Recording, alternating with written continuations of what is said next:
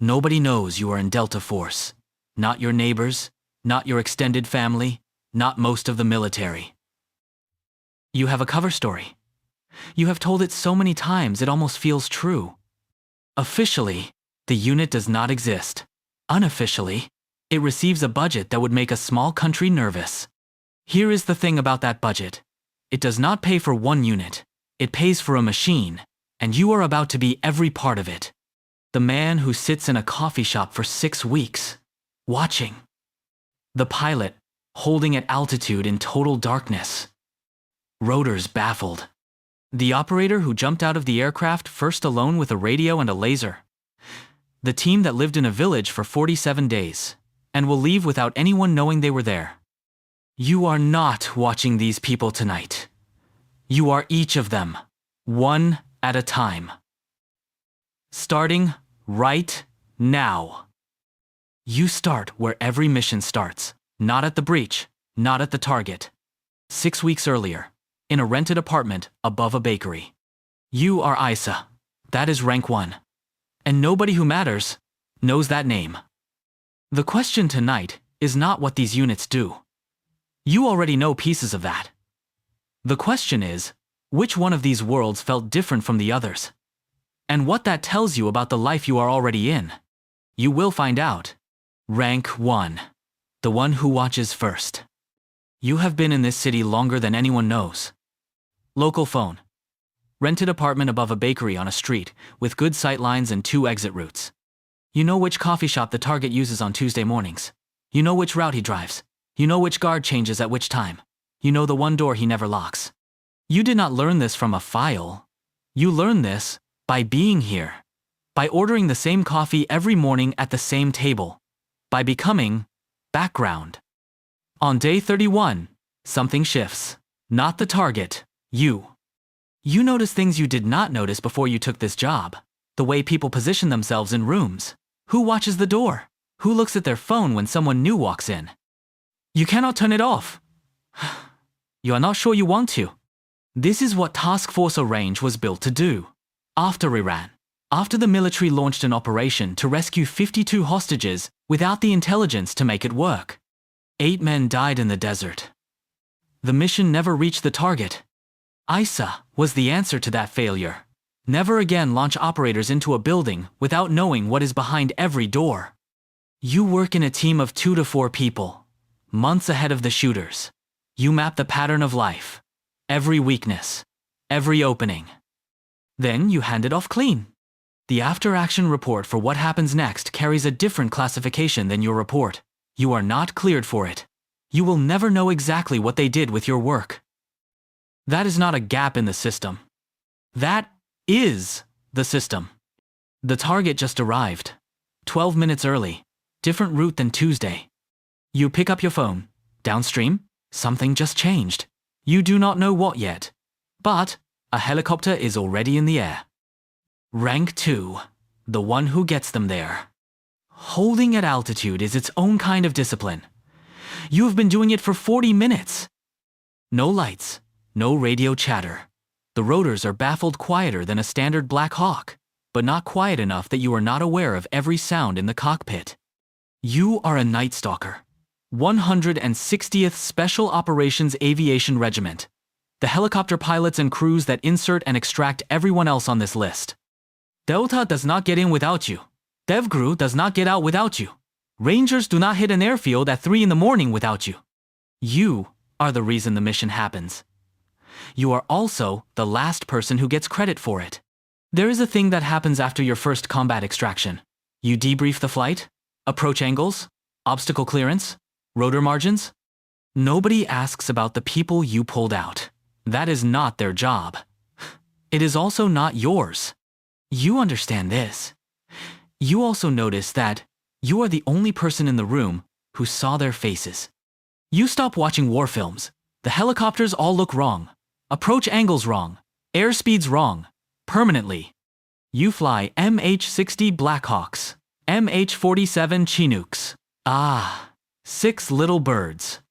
You fly at night, at low altitude, in weather that grounds commercial aviation.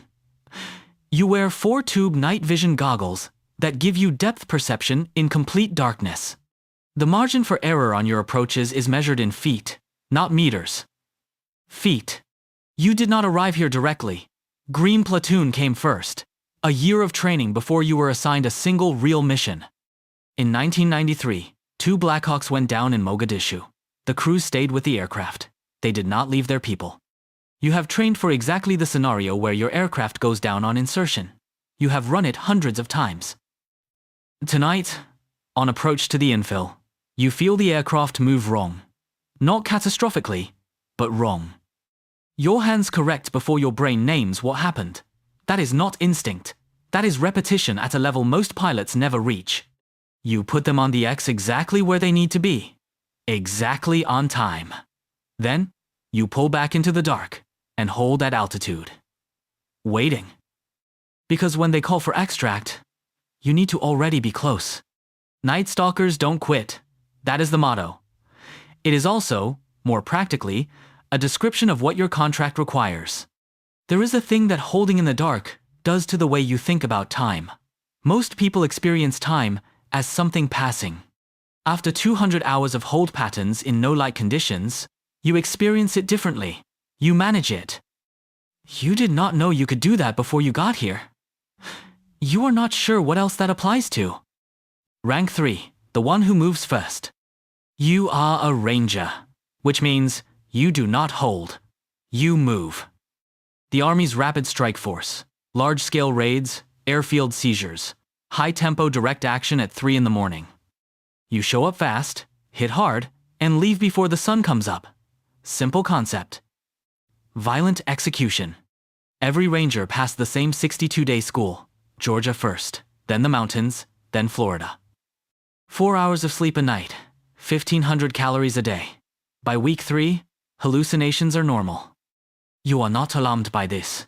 You have been told it will happen. What you were not told is that by week 5, you stop caring whether it is real. That is the part that surprises people. Not the hallucinations, the not caring. You finished because you were not going to be the one who did not. Your duffel bag is always half-packed. Not as a metaphor. Literally. You learn to pack in under 20 minutes in the dark. You have done it so many times, your hands do it without you. The last time you were home, your wife moved the bag to the closet. You moved it back. She did not ask why. Tonight the mission is an airfield seizure. C-17 over hostile territory. Green light, static line, door. You hit the ground, and you move. The objective is 800 meters. You cover it fast. At the 200-meter mark, someone in your chalk trips. You do not stop. Nobody stops. You did not decide this. Your feet already knew. The airfield belongs to you in under 12 minutes. By the time conventional forces land behind you, the hard part is already done. That is the deal. Rangers take the door. Everyone else walks through it. There is a version of this where you are the ranger. Not because you are special, because you decided not to be the one who quit. Somewhere between the green light and the ground, your body already made the call. The question is not whether you could do this. The question is what you have already been training for without knowing you were calling it that. Rangers take the door. Somewhere inside the building. A different team is already waiting. You cleared the way for them. You will never meet them. There is a rank above ranger. Nobody uses that phrase. But everyone in the building understands it. You are in CAG now. No rank markers used inside the building. The colonel beside you at the range first name. You choose your own kit for the first time in your career. Nobody approves it. You are no longer the door. You are what is behind it. There is a thing that happens inside that building. A culture so flat, it has no visible structure. You will understand why that matters when you get to the range. Rank 4. The one nobody talks about. Delta Force? Nobody knows you are in Delta Force. Not your neighbors, not your extended family, not most of the military. You were selected out of the Army. Maybe Rangers, maybe Special Forces, maybe something else. It does not matter now. OTC, the Operator Training Course. 6 months. Pass rate approximately 10%. The men who do not make it are not weak. They are the standard by which weak is defined. Your day starts at 0500. You run not because someone told you to. Because stopping means falling behind. And nobody in this building falls behind. No ranks get used inside. You call everyone by their first name or their call sign. The colonel beside you at the range, first name. You outranked him 2 weeks ago. The culture rewards one thing above everything else: the ability to perform at the highest level without requiring anyone to know that you did. That is not humility.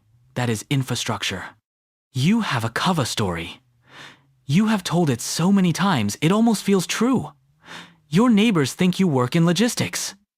Last week, someone at a neighborhood cookout asked you to explain supply chain disruptions. You did, for 8 minutes, accurately. You have started answering questions about logistics without thinking. That is not a skill they teach you. That is something that happens. The mission brief comes through. Location classified. Target classified. Timeline 36 hours. Tonight, it is a hostage rescue. Fortified compound. 2 floors. Unknown number of armed men. You study the target package. You run the rehearsal. You check your gear. Your team moves through the building like it is routine, because for you, it is. You breach fast. Clear room by room. Reach the target in under 4 minutes. Nobody outside that building will ever know how close it came to going wrong. Nobody will ever know what you did. That is the job. There is a question underneath that. Not about the mission, about you. Whether you are someone who needs to be known. You found out the answer somewhere around month 4. Most people never get the chance to find out cleanly. Dev Crew, SEAL Team 6.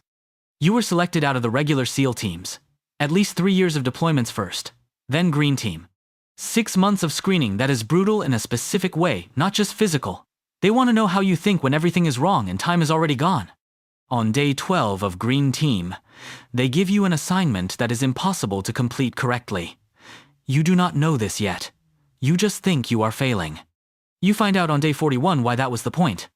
The people who make it through Green Team are not the ones who perform best on day 1. They are the ones whose decision-making degraded the least by day 40. That is a measurable outcome. The selection exists to find it. Tonight the mission is a maritime hostage rescue. Fast rope from a helicopter onto a moving vessel. Multiple decks. Locate the hostages. Neutralize the threat. Extract. You have run this scenario 400 times in training. Tonight is the 401st. The difference is that this one is real. You do not think about that. You think about the door in front of you. Then, the door opens. You do not ask whether you can do this. That question was answered somewhere around day 40 of Green Team. The question you carry out of that door is different. It is about what you are, when the answer to "can you" is no longer the interesting question. You will think about that later. Not much later. But later. After the strike, there is a longer war. Most people never see it. You are no longer clearing rooms. You are building the people who will. You are special forces now. You have language clearance, a 12-man ODA, and a brief this morning that did not reach anyone at rank 4. The metric you are being measured against does not exist on any scoreboard that rank 4 can read. There is a metric for what comes next that has nothing to do with body count. You will understand it around week 6. Rank 5. The ones who build what lasts. Green Berets? Us Army Special Forces? You have been sitting across from this man for 3 hours. Tea on the table. The same tea, the same table. For 11 days. You speak the language well enough to understand most of what he says. You speak it well enough to know when he is not saying everything. The question is not whether he is trustworthy. The question is which specific things he is trustworthy about. That distinction took you 6 weeks to learn how to hold. This is day 47 in this village. You have eaten the food, worn the clothes, grown the beard. You do not just visit. You become part of the place for a while. The men you are training, they run their first independent raid tonight. You planned it with them. You trained them for it. Now you are in the background, watching through night vision as they execute a coordinated assault on a compound. You intervene once. A quiet correction over the radio. Then, it is their operation again. When it is over, they secure their own perimeter. You did not lead it. That is the point. They executed almost perfectly. You make a note of the one thing they got wrong. You will fix it tomorrow. That note goes into a document that 17 people will read. It will not have your name on it. the partner force commander's name will be at the top. That is correct.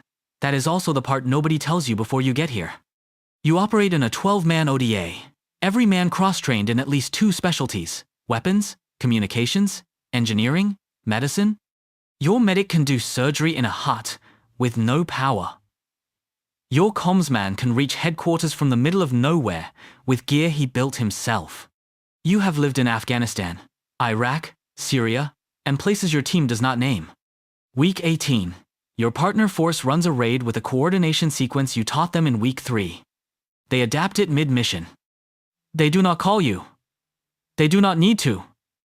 That is the metric, not body count. Whether your partner force can run the next mission without you watching. Week 6, they could not. Week 18, different team. There is a specific shift that happens around Week 12. You stop measuring by what you did. You start measuring by what they did, without you watching.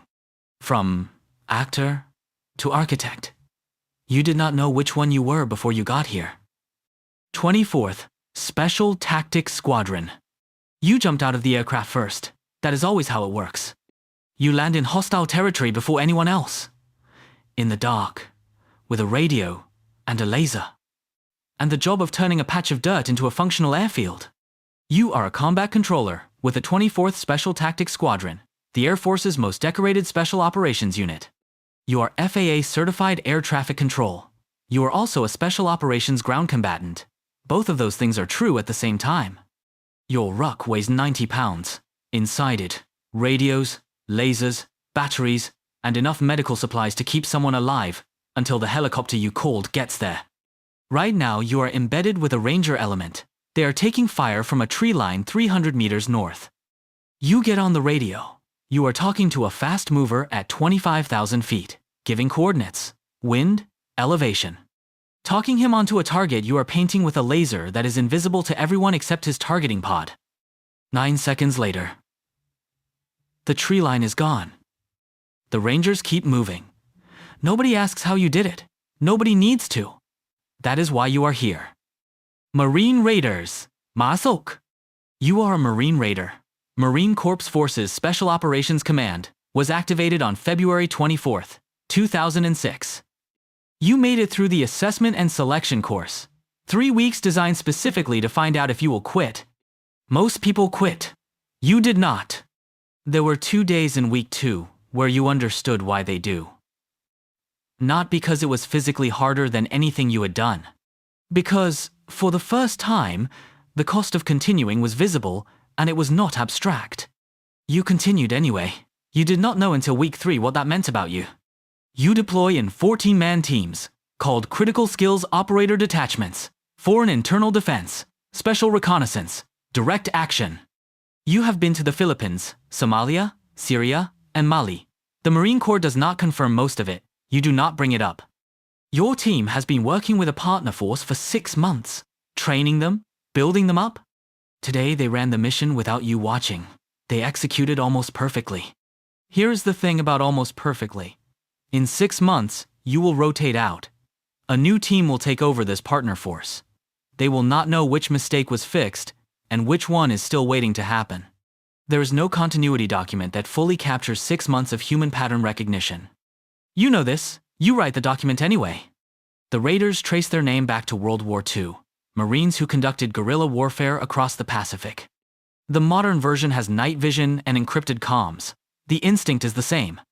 Get in, break things, leave before anyone can confirm you were there. 6 weeks ago, ISA mapped the building. Every room, every guard, every door that does not lock. 4 days ago, the Night Stalkers flew the route in total blackout. No lights, no radio. They found every power line, every obstacle, every margin measured in feet. Tonight, the Rangers hold the outer perimeter. 1,200 meters of darkness. They took the door. Everyone else is walking through it. Inside, a Delta team moves room by room. They are on target in under 4 minutes. The margin inside that building tonight, nobody measured it from outside. You know what it was. Somewhere offshore. DevGru is on a vessel, waiting for a call that may not come. They have run this scenario 400 times. In the air, A 24th STS controller is painting a target with a laser nobody else can see. 9 seconds if it fires. 3 months ago, a Green Beret team built the partner force holding the outer cordon. The Marine Raiders trained the local intelligence network that confirmed the target was still in the building. None of them will meet each other. All of them are in the same building right now. This is not 9 units. This is one machine. And you have been every part of it tonight. You were the one in the coffee shop. You were the one holding at altitude. You were the one whose hands knew the movements before the brain caught up. You were the one who moved through the building like it was routine. You were the one who built the force that is holding the outer cordon right now. That is a different kind of knowing. Not information. Navigation. There is a question underneath all of this. Not about these units. About you. Somewhere in the last 25 minutes, one of these worlds felt different from the others. Not louder. Not more exciting. Different. The one where something in you recognized something in the work. You already know which one it was. You noticed it. You moved on. But you noticed it. That answer is data about you, not about special operations. The question is not whether you could have chosen one of these lives. The question is what that answer tells you about the life you are already in.